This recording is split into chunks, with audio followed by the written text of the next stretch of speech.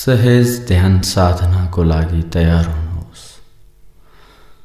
सहज ध्यान साधनाको लागि तयार हुनुहोस्। सहज ध्यान साधनाको लागि तयार हुनुहोस्। मनलाई शान्त,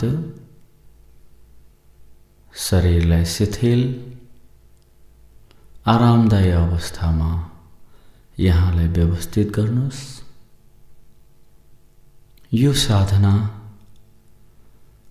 आफ्नो कार्यकक्ष, आफ्नो बेडरूम, गाडीमा आवत जावत गर्दा या तपाईको जीवनमा कुनै पनि स्थान र कुनै पनि अवस्थामा प्रयोग गर्न सक्नुहुन्छ। त्यसैले नै यो ध्यानको नाम सहज ध्यान, सहज रूपमा जीवनमा उपयोग गर्न सकिने विधिको नाम हो सहज ध्यान। यो ध्यान तपाईले कुनै पनि अवस्थामा, कुनै पनि क्षणमा र कुनै पनि समयमा गर्न सक्नुहुन्छ।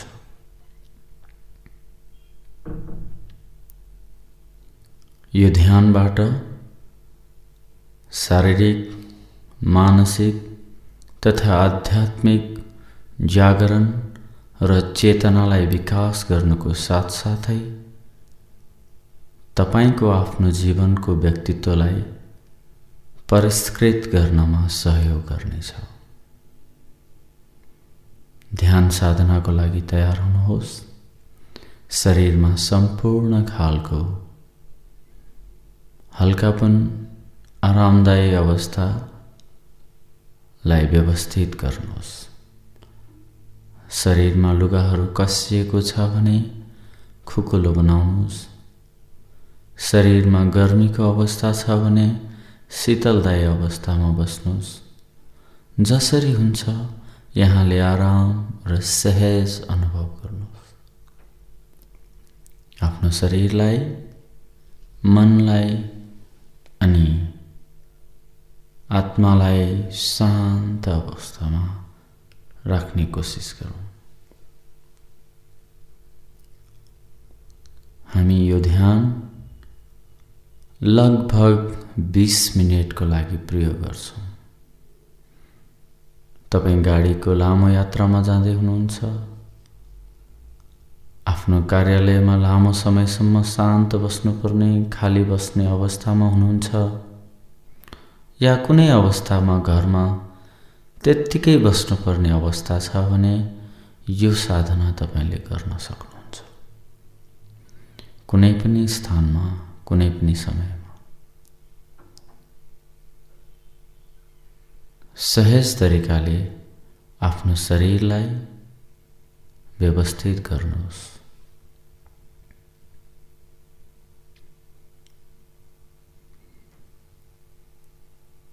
विस्तारै आफ्नो ध्यानलाई, चेतनालाई सहज रूपमा आइरहेको श्वास र गहिरिएको श्वासमा निहाल्नुहोस्। स्वाभाविक श्वास, सहज श्वास, श्वास आइरहेछ, गइरहेछ। श्वास आउँदा जाँदा तपाईको शरीरभित्र, तपाईको मनभित्र कस्तो हलनचलन भइरहेछ, कस्तो कम्पन भइरहेछ याद गर्नुहोस्। श्वास आइरहेछ, पेट फुलिरहेछ, छातीको धड्कन याद गर्नुहोस्। श्वास गइरहेछ, पेट खुम्चिरहेछ,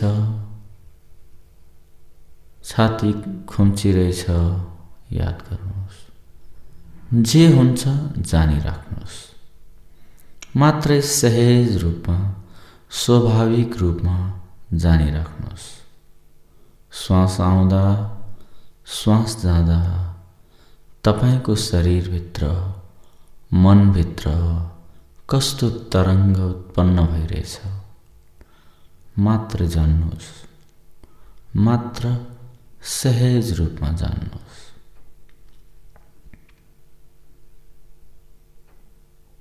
सम्पूर्ण ध्यानलाई आँखा बन्द गर्दाखेरि तपाईको तेस्रो नेत्र यानी कि भित्री आँखाले तपाईं के देखिरहनु भएको छ त्यसलाई मात्र निहाल्नुहोस्। मात्र प्रेम भावले, तटस्थ भावले, साक्षी भावले मात्र मुस्कुराई हेर्नुहोस्। त्यहाँ के देखिरहनु भएको छ आफ्नो तेस्रो नेत्रमा, जहाँ तपाईले निधारमा टीका लगाउनुहुन्छ त्यो भागमा कस्तो अनुभव भइरहेछ मात्र जान्नुहोस्। मात्रै सहज भावमा जान्नुहोस्। त्यसप्रति कुनै विचार नगर्नुहोस्। त्यसप्रति कुनै वाद विवाद मनबाट नगर्नुहोस्। जे हुन्छ हुन दिनुहोस्। मात्रै सहज रूपमा आँखा बन्द गरेर निहाल्नुहोस् आफ्नो तेस्रो नेत्रबाट के देखिरहनु भएको छ। कुनै रंग देखिरहनु भएको छ? सेतो, कालो, नीलो, हरियो, पहेँलो या शान्त जे हुन्छ त्यसलाई प्रेमपूर्ण तरिकाले, शान्तपूर्ण तरिकाले, सहज तरिकाले निहाल्नुहोस्। मात्रै मौन भएर, आनन्दित भएर निहाल्नुहोस्।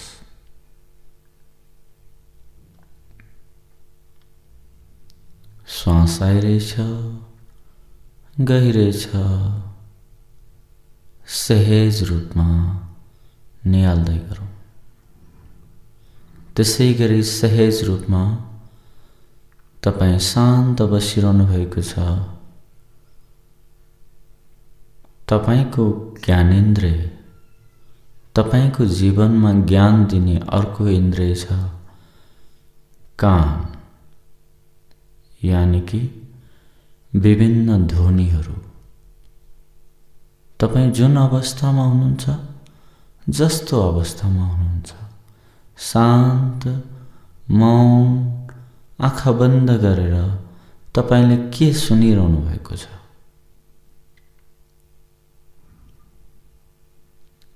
के जानिरहनु भएको छ कानबाट? त्यसलाई मात्रै सहज रूपमा सुन्ने कोसिस गर्नुहोस्। मात्रै सुन्नुहोस्। त्यसप्रति कुनै विचार नगर्नुहोस्। राम्रो नराम्रोको भाव नराख्नुहोस्। तपाईं सहज रूपमा, तटस्थ भावमा, साक्षी भावमा सुन्दै गर्नुहोस्। मात्रै सुन्नुहोस्।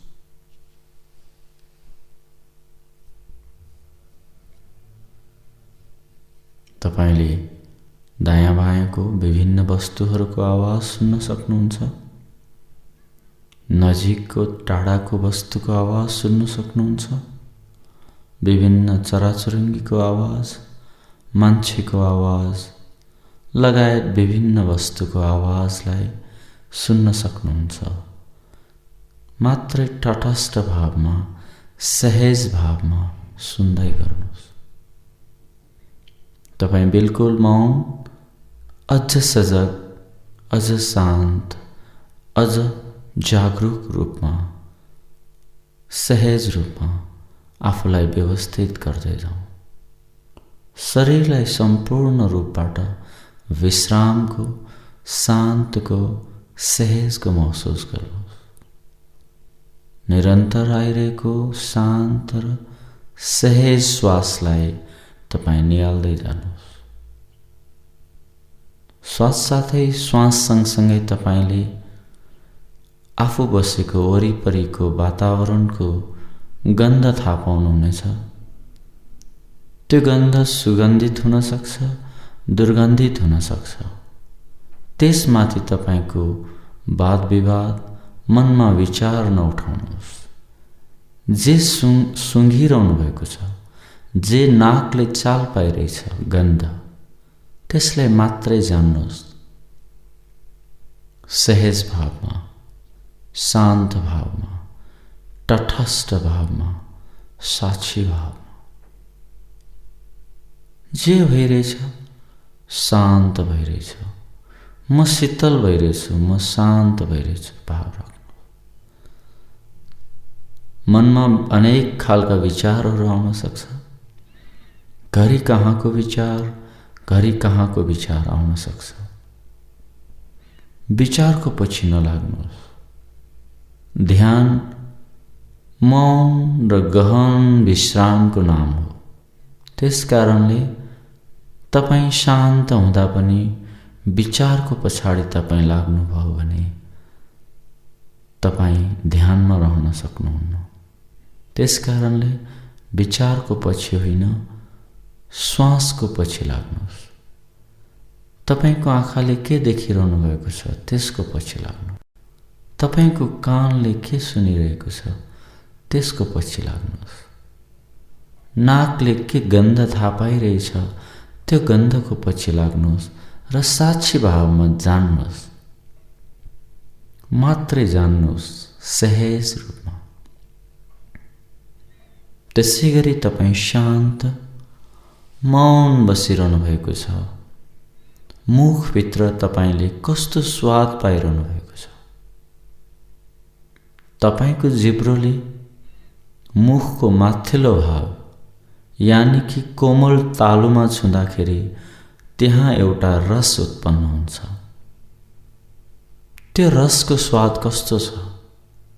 त्यो तपाईंको वास्तविक स्वाद हो। तपाईंको प्रकृतिले दिएको तपाईंको जीवनको वास्तविक वर्तमानको स्वाद हो। तपाईं यदि बिरामी हुनुहुन्छ, ज्वरो आएको छ या तपाईंको गहिरो रोगको समस्या छ भने त्यो स्वाद तीतो हुन सक्छ, नमिठो हुन सक्छ। त्यहाँ जस्तो सुकै स्वाद पनि चल्न सक्छ। त्यो तपाईंको वर्तमान अवस्थामा तपाईंको न्यूरोकेमिकल तपाईंभित्र जन्मिएको ग्रन्थीको कारणले गर्दा उत्पन्न हुन्छ। त्यो स्वादप्रति तपाईंको तटस्थ, साक्षी र सहज भावबाट त्यो स्वादलाई ग्रहण गर्नुहोस्। त्यो प्रकृतिको प्रसादको रूपमा तपाईंले ग्रहण गर्नुहोस्। त्यो रसबाट तपाईंको अनन्त पेट सम्बन्धी रोगहरू, ग्यास्ट्रिक, युरिक एसिड, डायबिटिज लगायत इन्सोम्निया जस्ता अनन्त रोगहरू त्यही स्वादलाई तपाईंले साक्षी भावबाट, तटस्थ भावबाट, अमृत भावबाट पिउनु भयो भने त्यो स्वादबाट अनन्त अनन्त अन्तर समस्याहरू, शारीरिक मानसिक समस्याहरू ठीक भएको विज्ञहरूले बताउँछ। त्यसकारणले तपाईंको स्वादलाई निरन्तर ग्रहण गर्दै जानुहोस्। त्यसलाई मिठो नमिठो कुनै पनि तर्क वितर्क नगर्नुहोस्। तपाईं सहज भावबाट, साक्षी भावबाट तपाईंले ग्रहण गर्नुहोस्। यदि तपाईं स्वस्थ हुनुहुन्छ, नर्मल अवस्थामा हुनुहुन्छ भने त्यहाँ दही जस्तो, दूध जस्तो, तमतमिलो, पानी जस्तो स्वाद आउँछ। यदि तपाईंमा परम आनन्दको अवस्था छ भने त्यहाँबाट गुलियो स्वाद आउन सक्छ, महको जस्तो स्वाद आउन सक्छ। तपाईंले कल्पना नगर्नुहोस्। जे छ वर्तमान अवस्थामा त्यसैलाई तटस्थ भावबाट, साक्षी भावबाट रसलाई ग्रहण गर्नुहोस्, तपाईंको वास्तविक रसलाई। त्यसैगरी तपाईंको श्वास चलिरहेछ। शरीरमा टाउकोदेखि खुट्टासम्म, टाउको, अनुहार, घाँटी, दायाँ हात, बायाँ हात लगायत सम्पूर्ण शरीरलाई तटस्थ, शिथिल, शान्त अवस्थामा छोड्दै जानुहोस्। र तपाईं बसिरहनु भएको अवस्थामा तपाईंको शरीरमा के भइरहेछ, चर्म इन्द्रियमा के भइरहेछ जान्नुहोस्। कहीं गरुङ्गो भइरहेको होला, कहीं हलुका भइरहेको होला, कहीं गर्मी भइरहेको होला, कहीं चिसो भइरहेको होला, कहीँ आनन्दित भइरहेको होला, कहीँ पीडाको अनुभव गर्न सक्नुहुन्छ। त्यसको पछि नलाग्नुहोस्। जे भइरहेछ सहज भावबाट जान्नुहोस्। त्यो परम ज्ञानलाई जान्नुहोस्। वर्तमानको परम ज्ञानलाई जान्ने कोसिस गर्नुहोस्। पुनः फेरि सहज ध्यानलाई याद गरौँ। सहज रूपबाट, शान्त रूपबाट आँखा बन्द गरेर शान्तसँग तपाईंलाई जस्तो अवस्थामा बस्न मन लाग्छ, कुर्सीमा, भुइँमा पलेटी मारेर, खुट्टा सिधा गरेर या शवासनमा बसेर कुनै पनि अवस्थामा यो ध्यान विधि तपाईंले प्रयोग गर्न सक्नुहुन्छ। यो ध्यान सहज रूपबाट कुनै पनि स्थानमा र अवस्थामा गर्न सक्नुहुन्छ। आँखा बन्द, आँखाले जे देखिरहनु भएको छ त्यसलाई निहाल्दै जानुहोस्।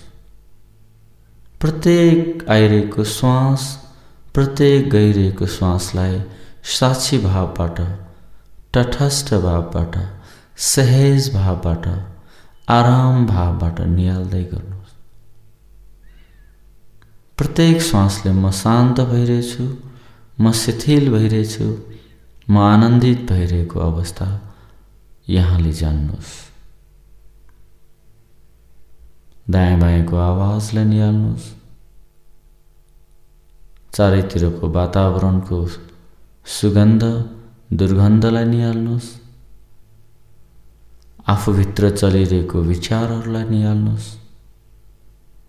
आफ्नो शरीरको अवस्थालाई निहाल्नुहोस्। आफूभित्र चलिरहेको स्वादलाई, रसलाई निहाल्नुहोस्। हामी यही भावमा